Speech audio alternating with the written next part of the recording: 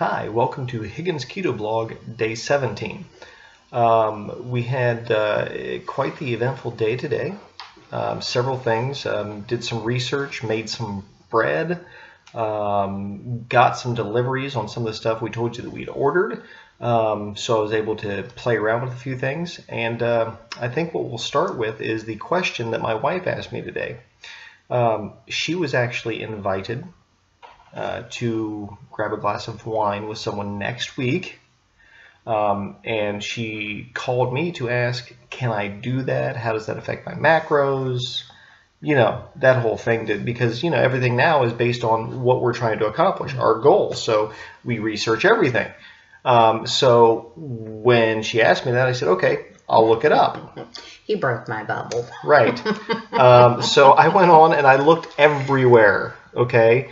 It's not that, okay, first of all, your dry wines, which are the best in low carb, because the maximum in dry wines is 4.5 carbs. However, my wife cannot stand dry wines. She drinks sweet wines, okay? Red or white. Right, it must be fruity.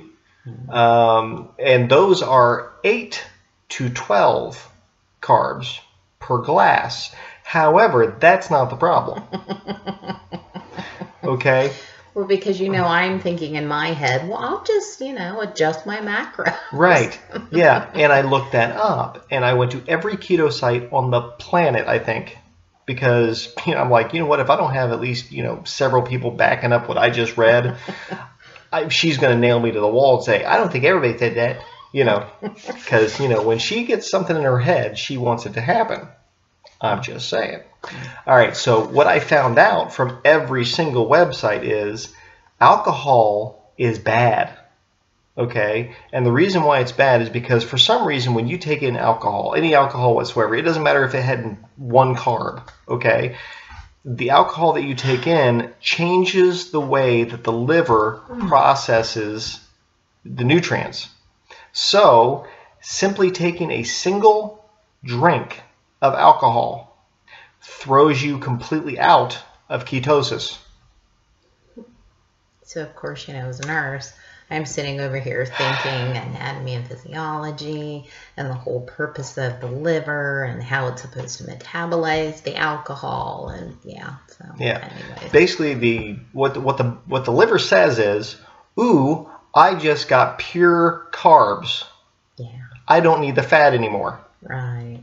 Okay? So it stops producing ketones and burns the sugar.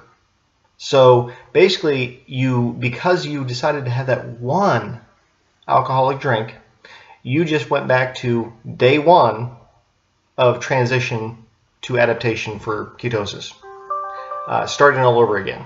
So the answer was, babe, is it really that important that you want to throw everything, all the progress you've made, you know, away just for one glass of wine? And of course, you know, her response to me was, never mind. Because I didn't want to argue with him. Right, because, you know, how dare she, you know. Anyway. Yes, anyway. So. I'm sitting over here, I'm like, anyways. Anyway. Yeah, so we learned that through research today. You know, and I have suspected that, given the fact that the effect that alcohol does have, when it comes to liver and things like that, that it was going to do something. Now, I did not expect that to be that drastic, but it is. Hence the reason why they say no alcohol on a keto diet. Now I know why. Okay, because basically it halts your progress. There you go. And if you're utilizing the sugar rather than burning the ketones. Well, ketones is a byproduct of utilizing the fat. It's where... Well, but the ketones are what your body's actually using for the energy. It takes the fat, the liver turns it into ketones, and then the body uses the ketones as the energy source. Baby, you know what, I'm not going to... It's the truth. I'm not going to go into this argument with my husband. Anyway, because my wife, everything applies to everybody else, but not her.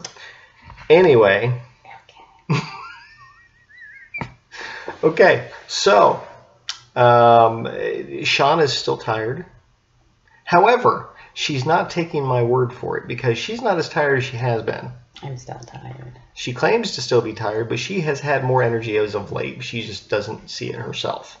But then again, her workload has gotten more. So, babe, do you think that might have anything to do with you being tired? Or getting up at 5 something in the morning. And exercising every day. That might play into it. I don't know. So I'm starting to see changes in her, but she's yet to fully accept the changes. I made bread today. We did receive the deliveries of the Vital Wheat Gluten, which you don't use much. Okay, so it's not like, so it doesn't add many carbs. I got the guar gum, the psyllium husk powder, that type of stuff that we ordered. So I made bread with that today. Now, I downloaded 2 bread recipes. The first, I said, you know what, I'll try the first one today, and then I'll do the second one tomorrow. The one today did not rise as much as what I thought it would. However, although it did not rise much, it's actually soft, like bread. What did you think, baby, when you tried it? It didn't taste like cornbread. Right. And it was soft. It wasn't dense. Mm-hmm. No, it was still dense, but it was soft. Okay. I guess your idea of dense and my idea of dense. It wasn't like the pound cake dense thing, is what I'm getting at, like the bread I made yesterday. But it's not airy either. But it had holes in it. Anyway, the point being, it was more like bread than the one we did before. And we put butter on it, and it was good. It still didn't taste like, white bread, but it's not going to. But it was good. And no side effects? It's kind of hard to say. I did feel bloated, so I'm not exactly sure if it was from the bread or if it was from the actual pork. Okay. Yeah, because I made pulled pork today. For dinner. I slow cooked it for 8.5 hours with spices and things like that in it. The kids, of course, added barbecue sauce to pulled pork and made sandwiches out of it. I'm sure they enjoyed it. Right, they enjoyed immensely. I just simply ate the pork, and so did she, because obviously, we can't have the sugars and things like that. But it was still fantastic. The flavor was great, and it was moist. It wasn't dry. And then of course I served that with fried asparagus and butter and olive oil with garlic, pepper, and salt. So it was nice and crispy. And that was fantastic. So the bread was good. I'm going to be trying a different recipe tomorrow that's supposed to rise more. I don't know why, but hopefully it does what they say it does, which and according to the recipe, it says that it's 20 carbs in the entire loaf that I'm making tomorrow. So when you cut it into 10 slices, that's 2 carbs per slice. We'll see. Okay. Got the deep fryer today. I forgot to pick up oil while I was at the store, but we did get the deep fryer, and it's pretty. Okay. So I'll be able to deep fry some things, deep fry our chicken. And by the way, I did come up with a great breading for chicken and fish and things like that. That even my wife said crisped up really nice, didn't it? Mm-hmm. Made from the almond flour, and that works really well. My wife already, excuse me. My wife already wants me to figure out a recipe for keto donuts. Excuse me. Yeah. I honestly think I just swallowed a fly. I think it flew in my mouth the last while I was talking there. Which, hey, that's protein. Can you tell I was raised on a farm and things like that don't bother me much? An Orbit commercial. Yeah. Dirty mouth. Yeah, dirty mouth. Clean that mouth before you kiss me. Ting. Okay. So Shauna wants me to find a recipe for keto donuts. If such a thing exists. Now, like I just got done explaining to her before we decided to start filming, I did find out that one person actually used the keto pancake recipe and simply added more of the almond flour and more sweetener, and so it made into more of a thicker dough, and made the donuts out of that. They didn't look, I mean, they literally looked like just donut-shaped pancakes to me. But you know, it might be something that's worth a try, or I might try to. I'm definitely going to be trying to find a better recipe, something that's going to swell in the oil, that type of thing, and we'll see how that goes. You want to cover the next part, baby? About To keep going, yeah. Just essentially, it's easier said than done about maintaining the idea that you're progressing, and how hard it is not to be on the scale, continuing to exercise, measuring, that type of thing. Just whatever tiny little thing that you can do to help show that you are truly progressing along. Well, my whole point is this. Keep your focus on the goal, not on the mirror, not on the scale. It's the goal. And okay? As a man, he can say that. It's different for females. It is not different. It is. It's just the way you look at it. It's attitude. Attitude is everything. Mm. If you don't keep your mind, it's just like anything we try to accomplish in life. If we don't not keeping our eyes on the goal, we will let what we see in front of us stop us every single time. Mm-hmm. And it's. I don't know why it is that women have a tendency to be more self-critical than men do. I don't know what it is. I don't know why, because I'm sitting here looking at you, and you're doing fantastic. You're doing wonderful. You're getting things done. You're getting up every single day, and you're doing what needs to be taken care of. And you're sitting here and following along. And if I say, hey, we need to do this, you're like, okay, let's do this. You're doing everything you're supposed to be doing, and in 2 weeks, you've lost 11 pounds. That's saying something. Mm-hmm. Okay? So it's just a matter of time.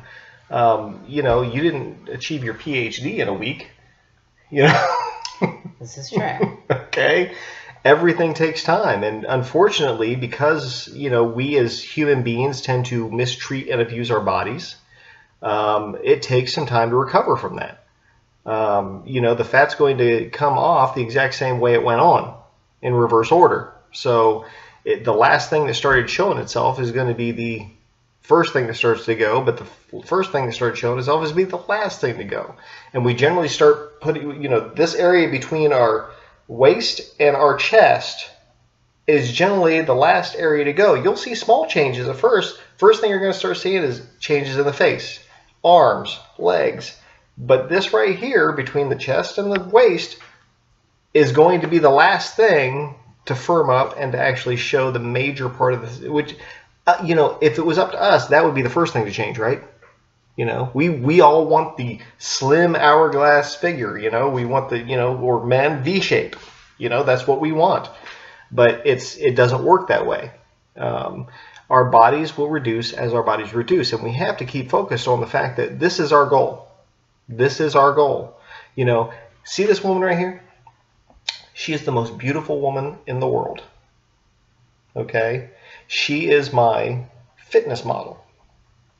That is the only thing I look at. That is the only thing I see. It doesn't matter what the mirror or the scale says, because it's all about the goal, and I know she's going to get there. Okay? She is going to get there. She is dedicated, she's hardworking, and she never fails. The best way to get her to do something is to tell her she can't do it. Okay? She's going to make it. And she is going to be everything that her goal is. Because you already are mentally. Mm-hmm. Okay? We just got to focus on the goal, keep it going straight, keep our mental toughness going. Okay? It's going to be very easy for us to go, oh, and you know, we all have bad days. Bad days do not make bad lives. Okay? And here's the thing too, and this is a dirty little secret that everybody else is going to try, you know, all the naysayers are going to try to turn you away from. But the dirty little secret is, just because you fail doesn't mean you're a failure. Okay? One bad decision or one mistake does not make you a failure for the rest of your life. You are whatever it is that you choose to be. And every single day we have the ability to make decisions to do better than we did the day before. And we have to get up every single morning with that thought in mind, with that process in our sights to say, I'm going to do this, this, this, and this. And if we don't hit it 100%, okay, then we do it, try again tomorrow. And we try again, we try again, and we try again until it becomes who we are. That's what it is. You know, one of the greatest minds that I ever read about was a businessman from the 1920s, and he actually wrote this. He goes, you know what, it took, you know, everybody kept coming to me when I finally made it, when I finally became successful, and they said, man, you are so lucky. Became an overnight success. And he looks, you know, his response was this. He goes, you know what, the funny thing is, it took me 20 years of hard work, sweat, toil, and humility to become an overnight success. You know, yeah, a lot of the stuff we do at the beginning may be really hard and may take us a lot of time.